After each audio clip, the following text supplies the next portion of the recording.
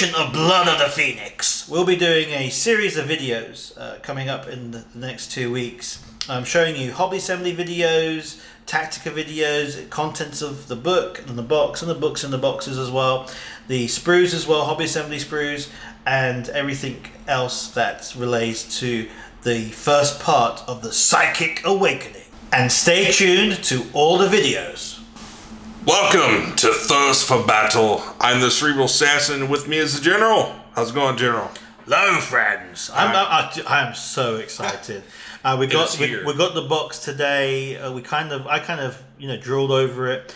We have a lot of content for the next couple of days and weeks to come with Blood of the Phoenix. We're very excited. There's actually a lot in this box and in the actual Phoenix Awakening, Psychic Awakening Phoenix Rising book as well, book 1. So stay tuned. Let's see what this box is about. Yeah, let's get in the box. So, and then you have all the contents, what's in it here. So you get all of this. They also, what they don't show you is you get a nice poster, which we'll look into right now. Yeah. And they don't show you also the assembly guidebook as well. Right. But this is the bulk of the lovely stuff, basically the miniatures. So you get this. So you get the Howling Banshees, which are a new sculpt in the set. You get Yanzar. You get Drazar. New sculpt set of the Incubi. Yeah. You got some Scourges. You got some Hellions, a Venom.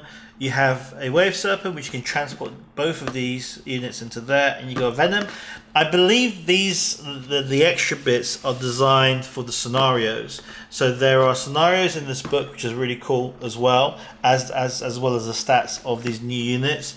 But I believe these armies were pre-built to play through the narrative of these scenarios. Mm-hmm. So if you want to get together with your mate, put these models together, play a scenario, have a bit of fun with just these models and this content, that's where that book comes in as well.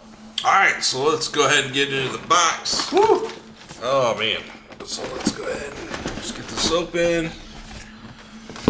Oh man, look at all this stuff. Ooh, there's a little ton of plastic in There's here. a ton of plastic. Ton of very awesome plastic. Alright, so let's get this set up here. We'll just put this here. There you and go. We'll just grab from it, right? You've only been here for 2 minutes. Yeah, try. You already paid Alright, so yeah, this is Wave. So you have the Wave Serpent, basically basic Wave Serpent sprue. You have also what's really kind of cool is you're not stocked with weapon selections, so you have a couple of weapon selections that you can choose from, and you also got the Venom. So again, I love Wave Serpents. They're my go-to vehicle unit. The fact that you can take people in and they also can pack a punch. It's kind of like your medium tank because you can actually have some decent firepower, and you can put this is for the Venom? Yeah. Okay. So this is actually for the Viper, I believe. Yeah. So but it could be for both. So just to let you know, you've got enough weapon choices here that you can use for your vehicle kit. So you get the actual Wave Serpent kit in this box, which I think is pretty cool. Yeah. So yeah, you get plenty of weapons. Weapon choices. Go ahead and take these off. Get into. Let's see who's this. Ooh, baby. All right. We have the lady herself, Yanzar. In a separate episode, you will see an assembly of Yanzar. You got her, exotic, epic long hair. The mask. That's the mask there. That's one of her weapons, basically a shuriken that she can fire off stuff, and then her blade of destruction, which is here, which is 2 parts. The blade of destruction.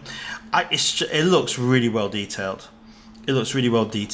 Again, you get a bit more of a concept of it when we put it together in the assembly guide. We then move on. Let's see what the goodies have we got here.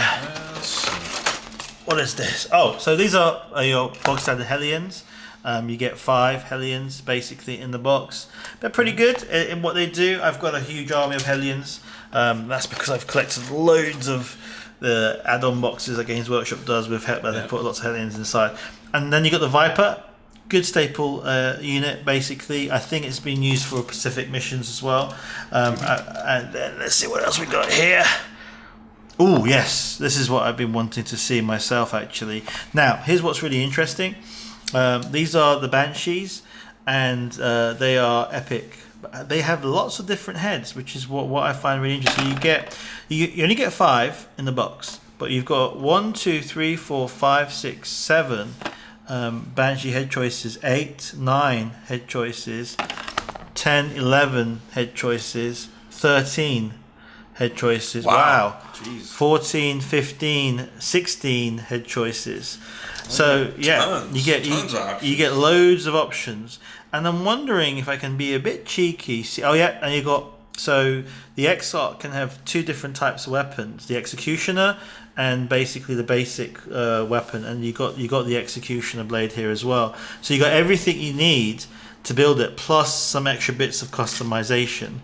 And just to confirm the body parts, because you got to confirm the body parts. You got 1, 2, 3, 4, 5, 6, including the Exarch, I think you get, which is fantastic. So you got 5. So, actually, we can check here. Let me just check at the bottom as it says here. Did you get 5 Howling Banshees? Yeah, it's like 5. So you got 5. So you got 5 in here, but you got a lot of different parts. Again, if you want a bit more detail, please check the videos to come of the assembly guides of building a Howling Banshee. So and the painting videos. And the painting videos as well. Yeah.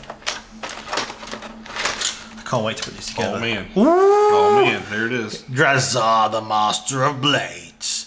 Man, Yes. look at that head. The sculpt's amazing. So the Cerebral Assassin was just pointing at this head. That is a lovely sculpt. The Games Workshop, Sexy. It looks like the head's 2 parts. You got that part and this part, if I'm correct. Yeah, you got a 2-part head here, which is pretty cool. The blade, which can basically become 2 blades into 1 because you've got 2 options. Looks awesome. Again, you'll see a more detailed hobby assembly guide of it built, and you also see a painted a paint video of this as well. Lovely. I'm super excited. I'm going to put them together tonight. Yes, with the rest of the stuff. All right. The Incubi. So I'm really happy about this. The Incubi have had this is their 3rd sculpt rendition. You had the 1st rendition, which I remember, the 2nd one. This is the 3rd one in plastic. Really excited. Apparently you can pose them in different ways.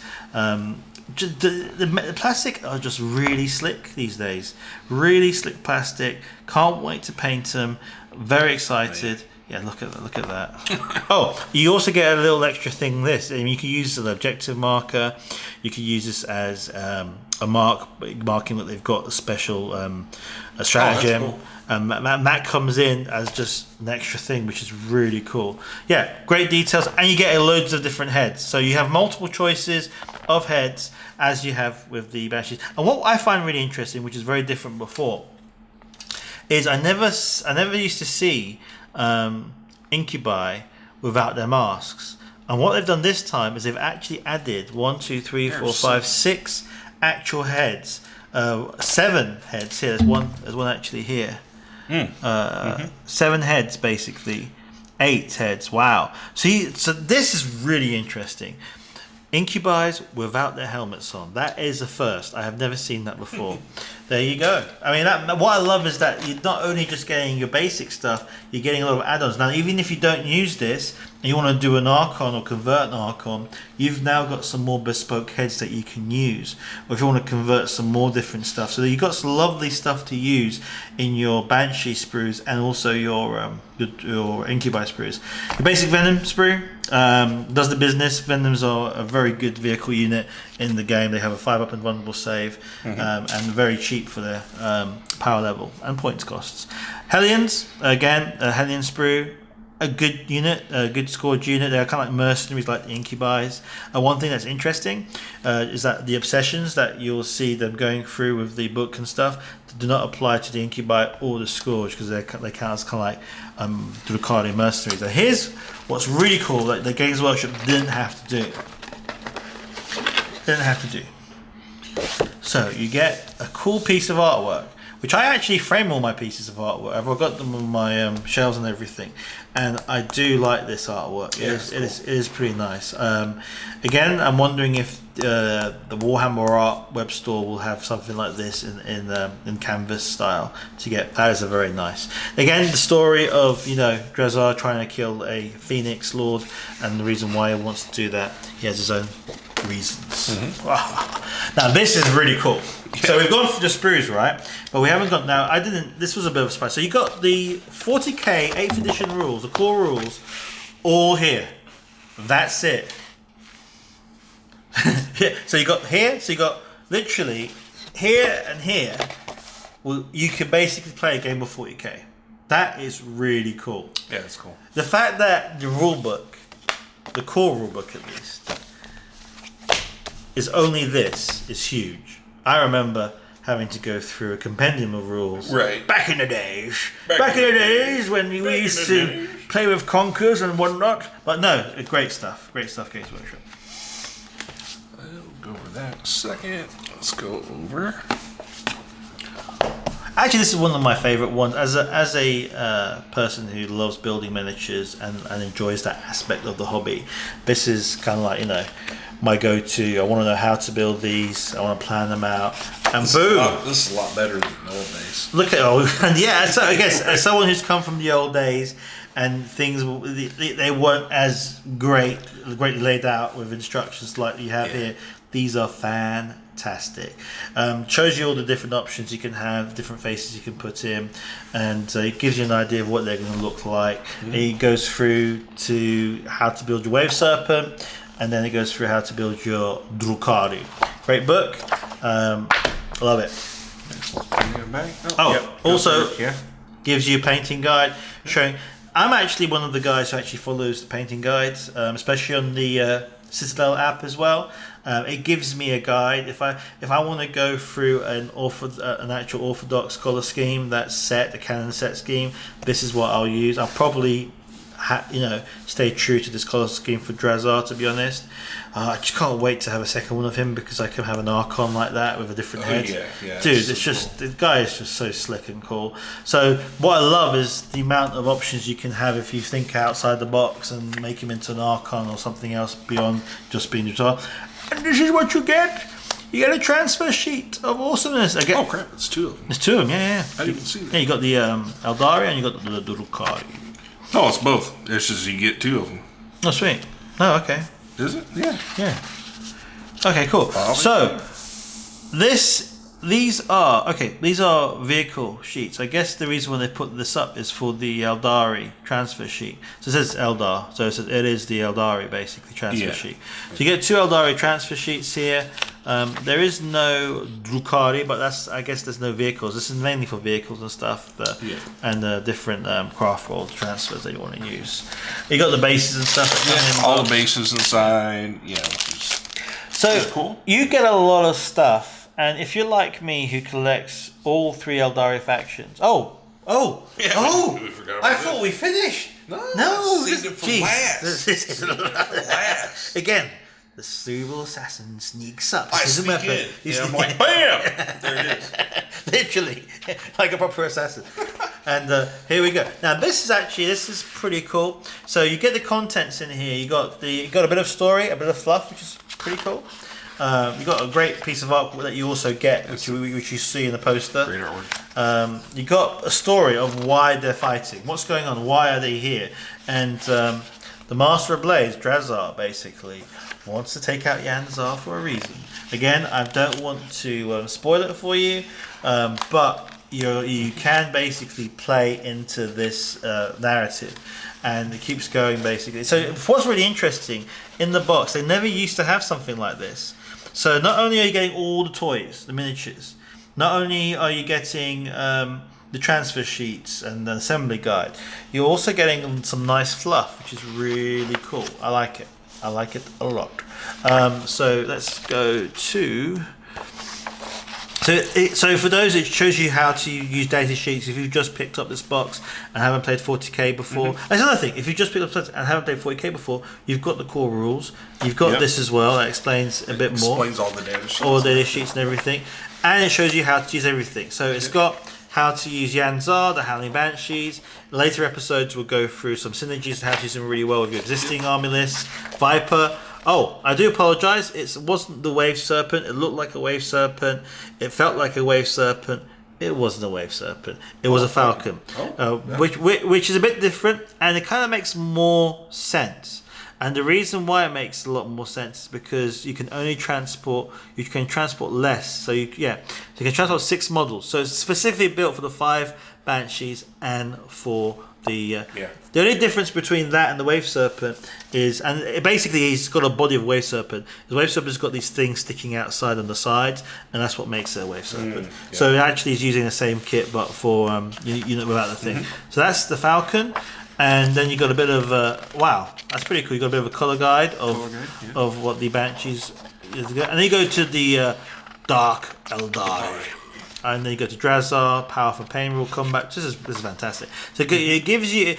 So if you want to start any of these 2 factions and you haven't played any of these factions, this is a great box. Instead of jumping in and just buying loads of one thing and this was not my playstyle. This is a good tester of testing both playstyles, all types of playstyles that you can play with both armies. And it goes to Incubi and the Hellions, the Scourges, the Venom, again, a bit of a gallery as well. Look at that, dude. Look at that with the that's the first time I've actually seen an Incubi with its helmet off, and that looks sick. That looks sick. I prefer the helmets, but that does look sick. That does look sick.